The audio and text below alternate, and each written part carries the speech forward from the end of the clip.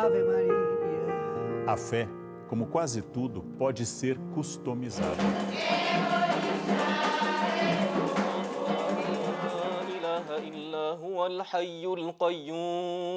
Em todos os grandes grupos de crença, do cristianismo ao paganismo, existem incontáveis ramificações. É o alimento da alma on demand. Difícil explicar, né? É uma mistura aí de sentimentos, de sensações. Isto não é uma novidade, apenas cresceu no mundo líquido o desejo de cada fiel adaptar as tradições e valores para a sua percepção de mundo. Você viu nisto Deus, eu vi Newton. Quem está certo? Se Deus não existisse, como é que o Newton ia nascer?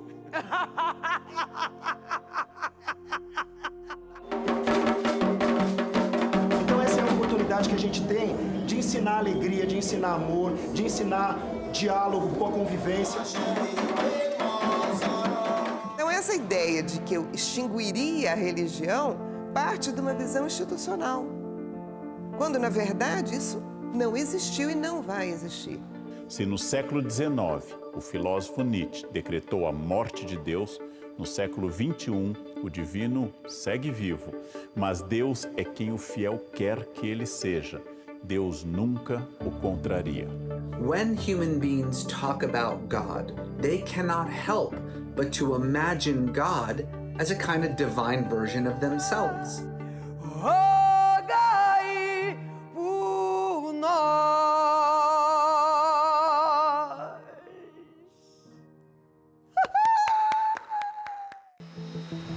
Você já pensou na sua origem? Eu cresci entre livros, aulas e viagens. Quebrei linhas retas e deslizei em parábolas. Sou o fruto linear e contraditório da minha interação com o mundo. Um roteiro variado, nunca foi um monólogo. Bem-vindo ao meu universo.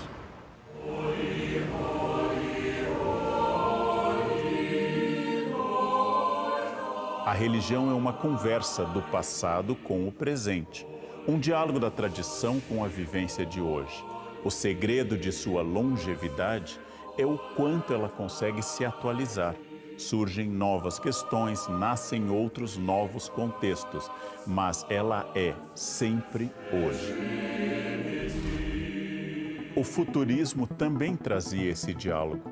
A obra criada pelo escultor italiano Umberto Boccioni apresenta uma aposta de um futuro brilhante que traga a verdade. A religião, como a arte, é um signo aberto. E é justamente aí que está a sua força. Para quem vive de mãos dadas com a fé, acreditar é parte da própria identidade. A palavra divina está no discurso, seja ele escrito, falado ou cantado. Essa é a expressão favorita da primeira entrevistada de hoje.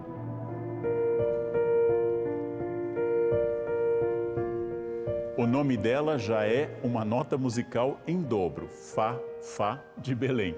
Cantora, compositora, atriz, marca gerações, uma potência paraense que transita entre os estilos. A religião atravessa sua vida e sua música.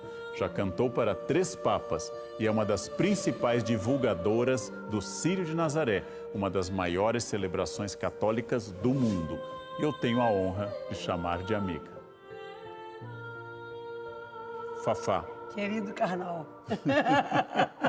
Que ótimo recebê-la aqui. Fafá, uma pergunta muito simples. Quem é Deus?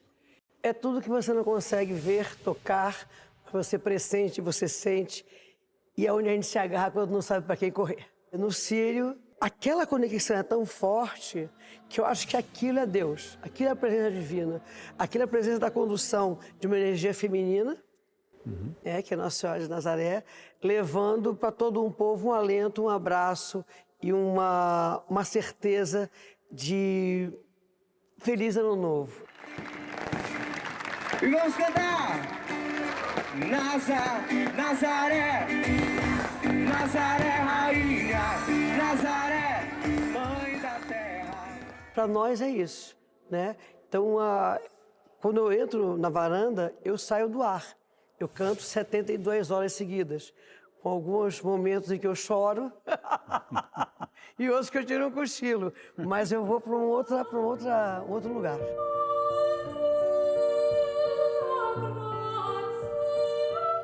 Há quase 400 anos, os jesuítas iniciaram a devoção a Nossa Senhora de Nazaré no Pará. E o evento religioso, desde então, só cresceu. Hoje é a maior manifestação católica do planeta, com cerca de 2 milhões de pessoas participando a cada ano.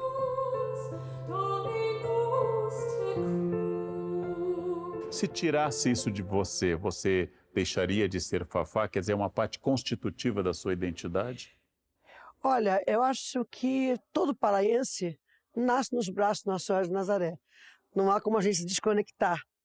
Porque até os que optam por outras religiões, ou por não ter religião nenhuma, no Círio, eles são devotos de Nossa Senhora de Nazaré. Não tem como a gente passar batido por isso. Porque a cidade para, o Estado para. E existe uma relação com ela diferente da relação, por exemplo, com Fátima, da relação com Lourdes, Nossa Senhora Peço Socorro. Não, Nazaré é nossa, ela é nazinha, ela é nazica, ela é nazarezinha, ela é cabocla, ela é confidente. Para ela se confessa coisas inconfessáveis, se faz pedidos que ninguém pode saber, se entrega nos pés de Nossa Senhora de Nazaré como Nasa, irmã, a companheira, a amiga, a confidente, o que não se confidencia para ninguém. Eu acho bonita a ideia dos especialistas de que Deus, dentro do cristianismo, quis ter a experiência de ter uma mãe. Eu acho bonita essa ideia. Coisa linda isso. E a beleza inspirada pelo divino chega ao coração dos especialistas de formas diferentes, pelas vozes do conhecimento e da arte.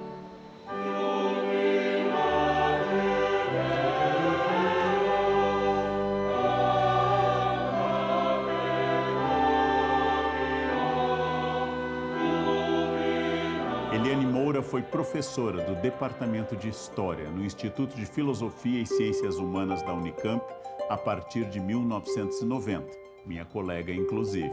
Foram mais de 3 décadas de conhecimento acumulado em estudos sobre história cultural das religiões, missionarismo e a relação entre religião e questões de gênero. A minha primeira pergunta é básica. Eliane, qual o conceito de religião? Leandro, obrigada pelo convite. O conceito de religião, ele é uma invenção da modernidade, né? O conceito religião, né? A palavra, ela tem sentidos muito diferentes ao longo dos tempos. Então, quando você ouve muita afirmação, né, que religião é o religar a Deus, é porque, de fato, esse conceito, ele se cristaliza no período da expansão do cristianismo. Então, para esse conceito ter essa função de religamento, eu preciso ter por trás dele a noção da queda, do rompimento. Então, eu preciso ter o Gênesis, eu preciso ter a expulsão do paraíso. E uma noção de pecado, inclusive. E uma noção de pecado, né? Então, ela faz sentido no contexto do cristianismo, no contexto histórico do cristianismo. O pecado e a figura do demônio, no Brasil, foram muito associados às religiões de matriz africana, como o candomblé, um equívoco que deixa rastro de violência. De todas as denúncias registradas no Ministério dos Direitos Humanos, mais da metade são de ataques a religiões afro-brasileiras. Pai Rodney, por que se associa o Exu ao demônio? Por que isto existe? Houve um processo de sincretismo. Por exemplo, a imagem de Exu foi sincretizada com o diabo, que não é uma figura que faça parte do nosso panteão. Então, a demonização de Exu foi a demonização das pessoas negras, porque a base disso é o racismo estrutural.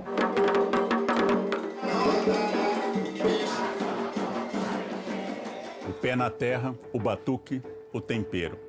As religiões de matriz africana constituíram a identidade nacional. Aliás, são parte essencial do Brasil. Talvez você não saiba, mas mesmo nunca tendo colocado os pés em um terreiro, ele faz parte de você.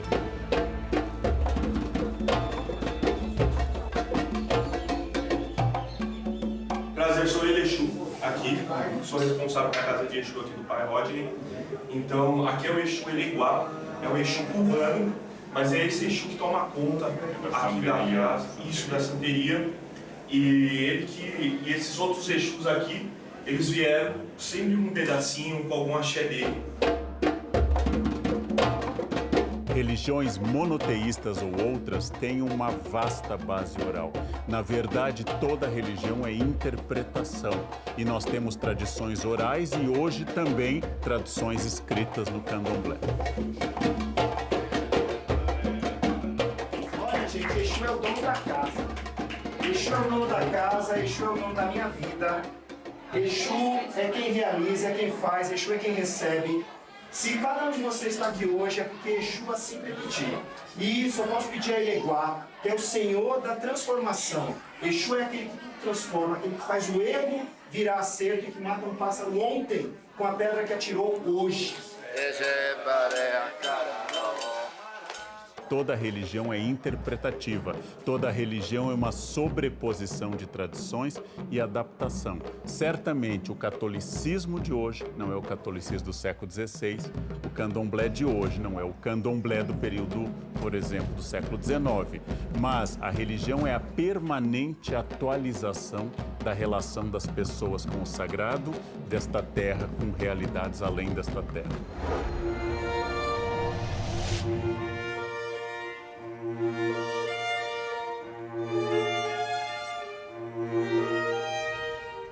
A primeira vez que eu tive a certeza absoluta da existência de Deus foi quando eu fui a Foz do Iguaçu.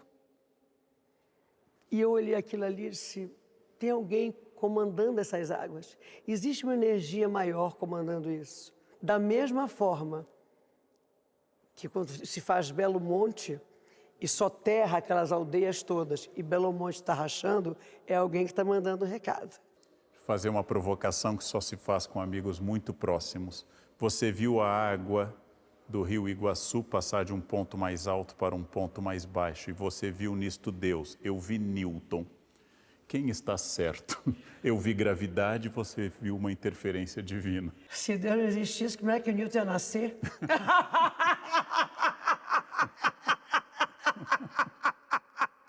Deus é a causa. Ia ter genialidade.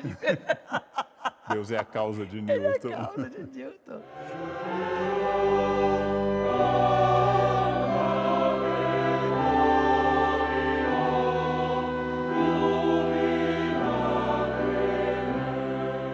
Eu visitei no Vietnã um grupo religioso que venera Victor Hugo e venera Pasteur como entidades sagradas. Eu visitei na Argentina a igreja que venera Maradona como um tipo de Messias. E nos Estados Unidos há dezenas de igrejas que consideram Elvis Presley o Messias. Exótico, estranho, é sempre o outro. É sempre o outro que vai. É mais exótico cultuar Maradona ou Elvis Presley do que as festas tradicionais que nós conhecemos? É exótico, mas se você olhar com cuidado, né, você vai ver que todas essas exoticidades que você se referiu, qual é o paradigma que define o funcionamento delas? Qual é o modelo? Culto, santificação, beatificação. Você percebe que o modelo no qual elas vão atuando, fora das fronteiras, continuam sendo os mesmos referenciais. Eu tenho um templo, eu tenho um culto.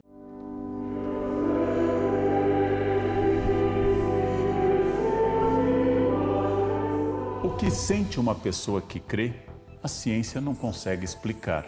Assim como não dá para entender uma religião com o olhar de um seguidor de outra fé. Um hindu diante do deus Shiva, um muçulmano rezando em direção a Meca, ou um cristão ajoelhado, cada um tem a sua relação com o sagrado. Não dá para comparar essas manifestações chamando todas elas de oração. Para estudar uma crença religiosa, temos que entender que cada uma tem seu próprio universo. E aí eu apresento uma palavra para vocês. Vou falar até devagar. Fenomenologia. Fenomenologia é justamente quando você aproxima manifestações similares.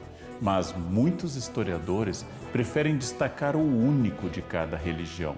2 exemplos. Um padre não é um pastor, que não é um rabino, que não é um xamã. Cada um tem uma relação particular com o divino, com a comunidade e um papel distinto dentro da religião. Uma vela em uma igreja ou em um terreiro tem significados diferentes.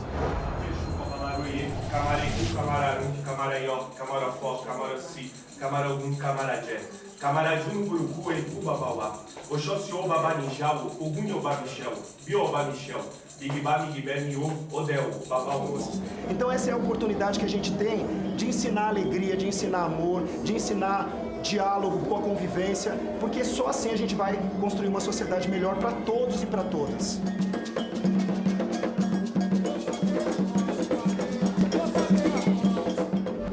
Bem-vindo ao meu universo. Bem-vindo ao meu universo.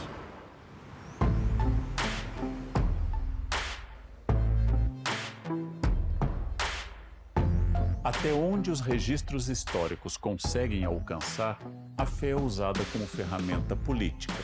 A Bíblia diz no Gênesis que o homem foi feito à imagem e semelhança de Deus. O sociólogo Reza Aslan, um dos autores mais aclamados no mundo quando o tema é estudo das religiões, traz uma reflexão que vai no sentido contrário. O quanto de nós está no Deus que enxergamos? Probably the question that I'm asked most often is why it is that religious people so often use their religion to justify often violent actions or immoral actions. And I think the most important thing to understand is that people don't extract their values from their religion. More often than not, people insert their values into their religion. That's why two people can approach the exact same piece of scripture at the exact same time and walk away with two radically different and opposing interpretations of it. Because scripture without interpretation is just words on a page. So you bring to your scripture your own views, your own politics, your own ideas, your social, economic views of the world. All of that goes into how you extract meaning from your scripture.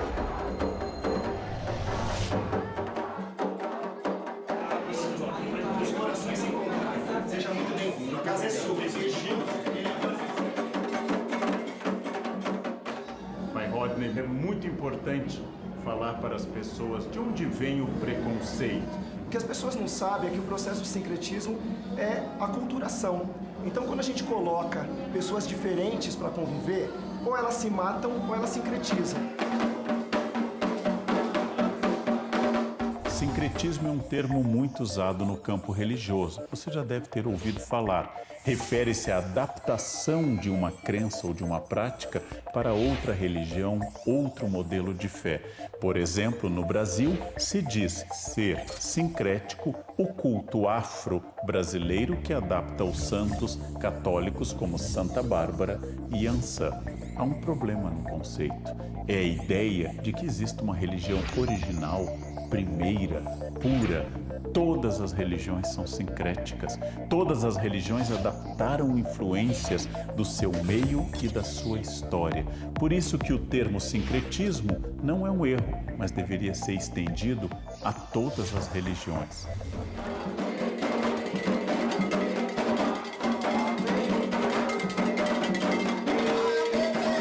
O preconceito é ensinado, mas o conceito ele pode substituir o preconceito. Então é importante que as pessoas tenham a oportunidade de conhecer. Uma pergunta que deve ter uma resposta acadêmica e uma resposta religiosa. Como uma palavra em si neutra e até simpática como macumba, que descreve algo muito específico, Sim. foi estendido e se tornou pejorativo? O que se reporta ao negro se torna pejorativo. A própria palavra negro, as pessoas evitavam dizer negro, embora a gente saiba toda a história em torno dessa palavra, mas a gente ressignificou. E muitas vezes as pessoas preferiam dizer o moreno, preferiam dizer o escurinho, tudo isso para disfarçar a palavra negro, que era uma palavra proibida. Assim como a gente ressignificou, e hoje a gente tem orgulho de se dizer negro, de se dizer preto, a gente também tem ressignificado a palavra macumba, que tomou essa aura pejorativa por conta de toda a história de perseguição ao povo negro.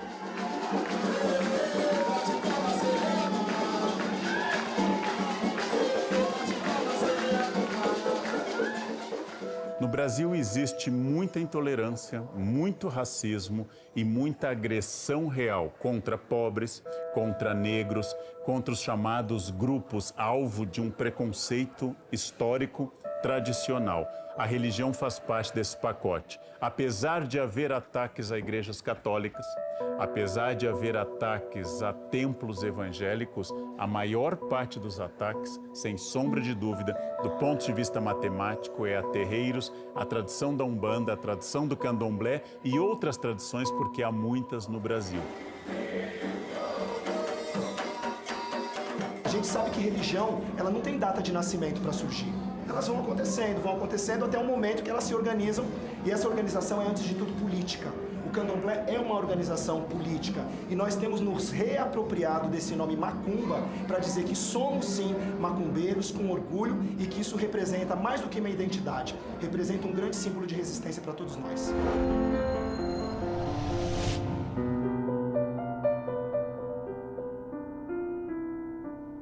Você me levou ao Círio de Nazaré.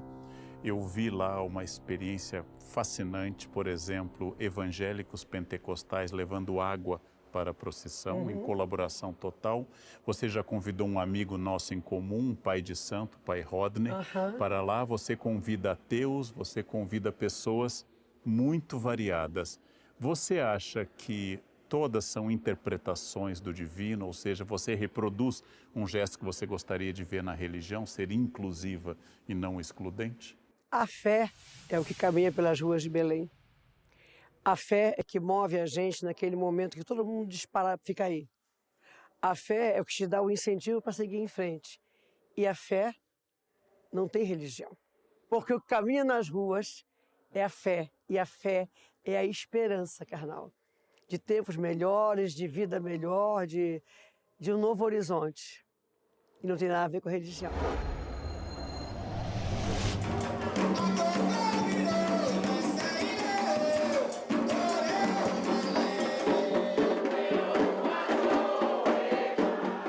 Então essa é a oportunidade que a gente tem de ensinar alegria, de ensinar amor, de ensinar diálogo, boa convivência, porque só assim a gente vai construir uma sociedade melhor para todos e para todas.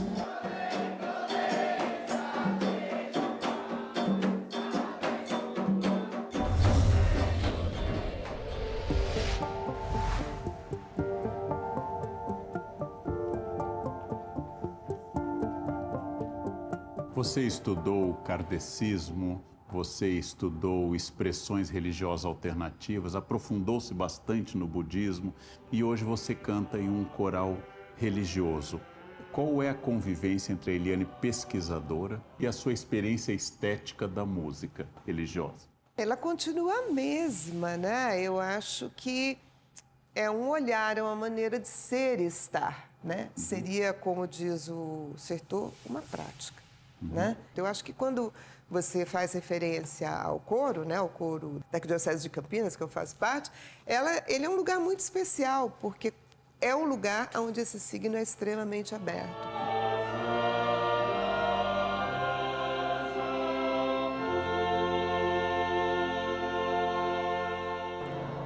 Nós estamos no centro de Campinas, na Catedral Metropolitana de Campinas, Nossa Senhora Conceição. Trata-se de um dos prédios históricos de maior importância da história de Campinas, né? Tanto pela sua construção, né? Quanto pela imponência, pelo fato de ser a sede da Arquidiocese, né, de Campinas. O coro ele tem esse papel de animar a liturgia e fazer deste canto a sua oração. Então, em determinados momentos, o coro estimula estes fiéis para que cantem, em outros momentos o coro canta e os fiéis escutam este canto. Então, é um trabalho de diálogo, um diálogo de fé, um diálogo em que o canto se faz oração e a oração se faz canto. É uma experiência meio indescritível, não dá para assim dizer em palavras o que é, mas ela é sensorial.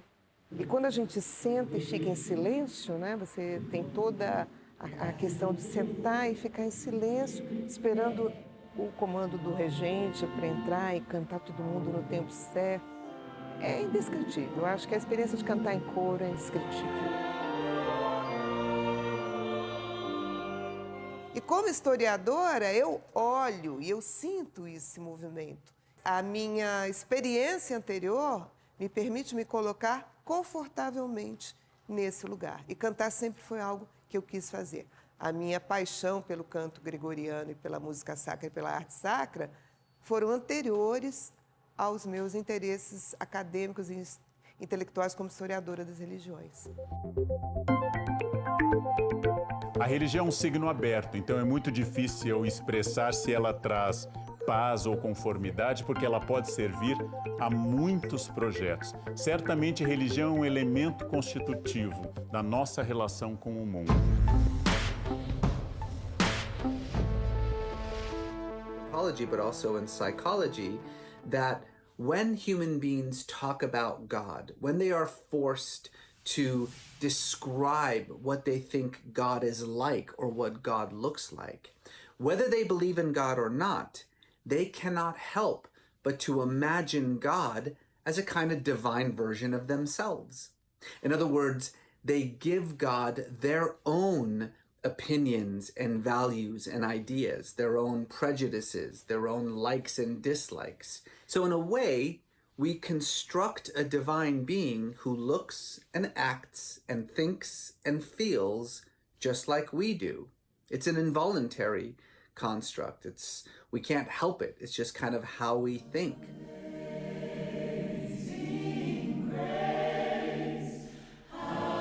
É uma frase comum, Fafá, na internet, que Jesus é muito legal, mas o fã-clube é complicado.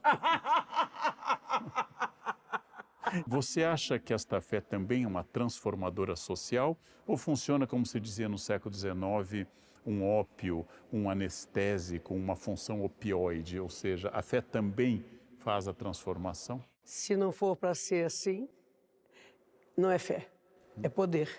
Você vê Padre Júlio Lancelotti, essa missão dele, olha para trás, vê Leonardo Boff, Papa Francisco. Agora estão atacando o Papa Francisco, porque ele está quebrando os pés de barro de alguns mitos, né? Aí eu olho para o Papa Francisco e vejo Deus se expressando pela boca dele, pelas palavras dele, pelo que ele escreve. Nós estamos vivendo um momento no Brasil de desumanidade. Acho que é tudo que Deus não quer.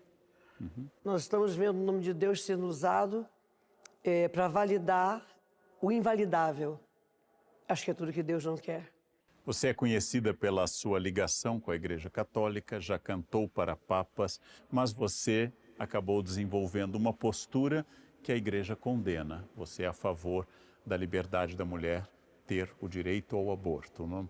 Como é que você lida com essa contradição? Eu não acho uma contradição. Nenhuma mulher aborta porque não é o mesmo programa. Oba, vamos abortar. Não existe isso. É uma experiência que, com certeza, é muito dolorosa. O que eu defendo é a descriminalização do aborto. Porque quem tem dinheiro, quem tem o mínimo que pode chegar numa clínica, entendeu? Faz os abortos clandestinos, faz numa clínica particular, faz nas clínicas de aborto e faz até em hospitais. Por que nós estamos trazendo discussões, às vezes médicas e técnicas, como sobre o aborto, para o campo religioso? Porque nós vivemos num mundo em que a ciência e a técnica são paradigmas fundamentais.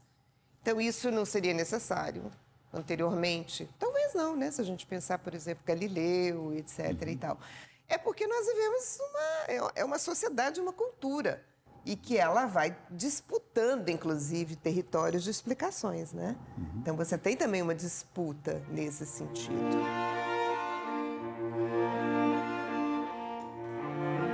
A descriminalização do aborto que eu defendo é para as pessoas, as meninas que são abusadas, estupradas. Se essa menina engravidar, ela vai para a rua e ela vai ver de que forma ela faz esse aborto.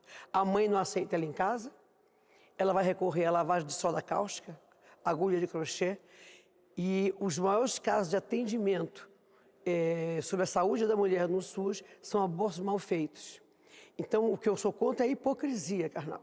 Eu só entendo que a fé, a religião, a devoção, quer dizer, o acreditar em uma coisa maior, eu entendo quando ela agrega pessoas e conscientiza essas pessoas do poder delas, do que elas são capazes de fazer. Que cada um tem uma particularidade, cada um tem uma forma de olhar. E nas particularidades e olhares da fé, a arte e a música uniram Eliane, Fafá e eu, um historiador, amante de música e acanhado com elogios.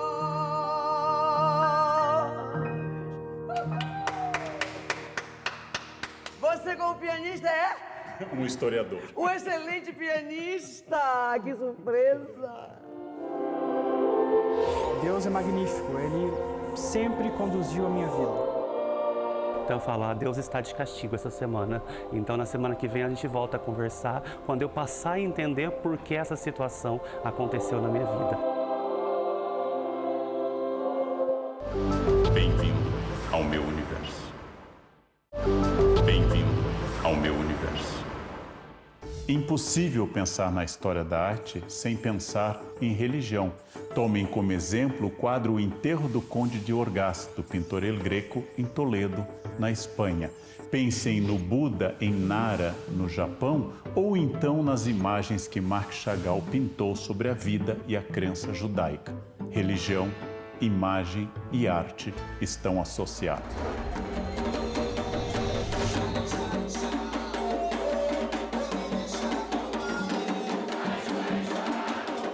Pai Rodney, nós estamos em um ambiente religioso, aqui é um ritual, mas a experiência de contato com o sagrado, a experiência do divino, ela existe fora desse ambiente também?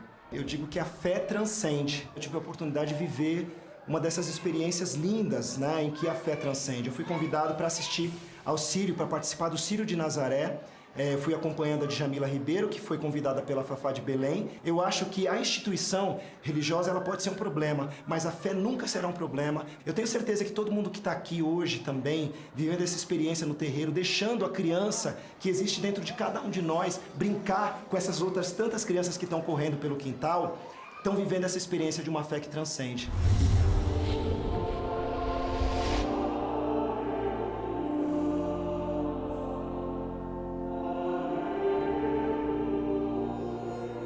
Transcender, transmutar, transubstanciar.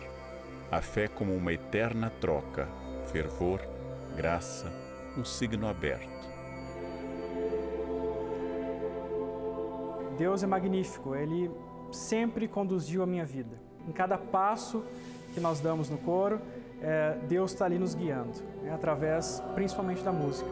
A gente conversa ao ponto de considerar como amigo e às vezes até ao ponto de brigar com este amigo quando a gente não entende certas coisas que acontecem no dia a dia. Então falar, Deus está de castigo essa semana. Então na semana que vem a gente volta a conversar quando eu passar a entender por que essa situação aconteceu na minha vida. Deus é um amigo muito próximo, inclusive daqueles que a gente não precisa nem falar o que está acontecendo, Ele já sabe e na hora oportuna Ele vem com aquele ombro, com aquela palavra que reconforta, que ajuda a gente a seguir em frente, ganhar mais força. Então eu não imagino minha vida sem Deus.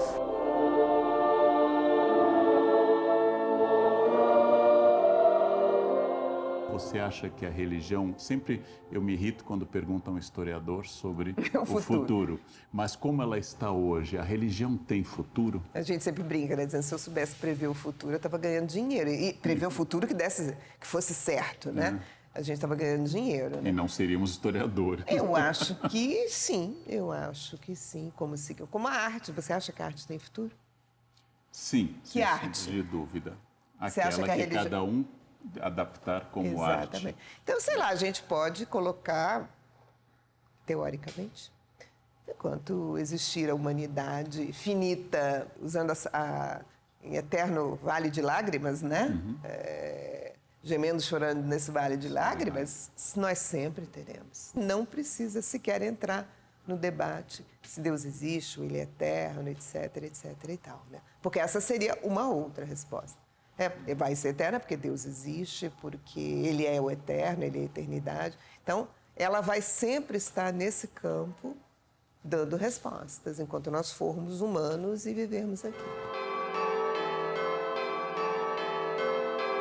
O que você desejaria pedir a Nossa Senhora de Nazaré, a Deus, para a sua neta de 10 anos? Quer dizer, que oração você faria para a sua neta de 10 anos? Que ela encontre um país menos dividido, que ela encontre um país onde todos tenham um pouco mais de consciência, que ela encontre um país mais afetivo, mais afetuoso e mais receptivo. Amém. Amém, Fafá. Amém. Amém. A amizade entre um ícone brasileiro da fé e um estudioso da religião tem suas maravilhas particulares. Compartilhamos interesse pelo sagrado e vivemos o amor pela arte.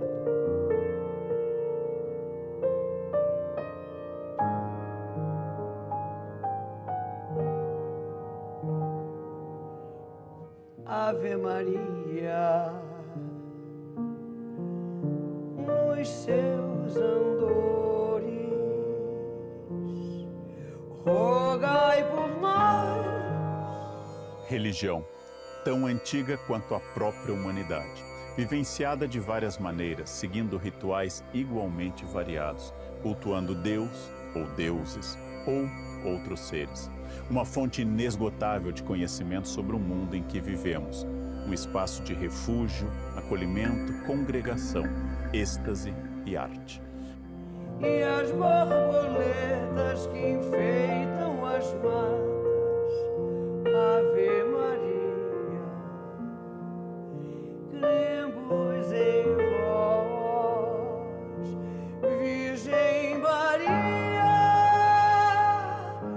Rogai por nós, ouve as preces, murmúrios de luz, que aos céus ascendem e o vento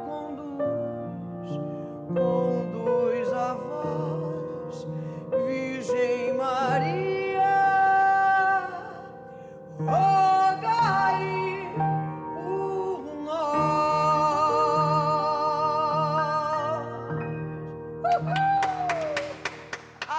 Fazemos uma dupla Lelê e Fafá.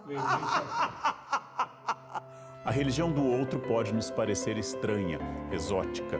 A diferença, em vez de provocar a repulsa, deveria gerar outra atitude, a tolerância. Não aquela tolerância da indiferença, do tanto faz, mas uma tolerância ativa, aquela que entende que o diferente nos enriquece. A antropologia me ensinou isso. Mas o terreiro me ensinou a luta, a resistência. Então eu não posso existir na antropologia se esse babalorixá não existir também. O mundo é melhor porque existe a diversidade. Até semana que vem. Foi um prazer. Eu agradeço muito essa entrevista, sempre é muito bom ouvi-la. Desejo que a força esteja com você.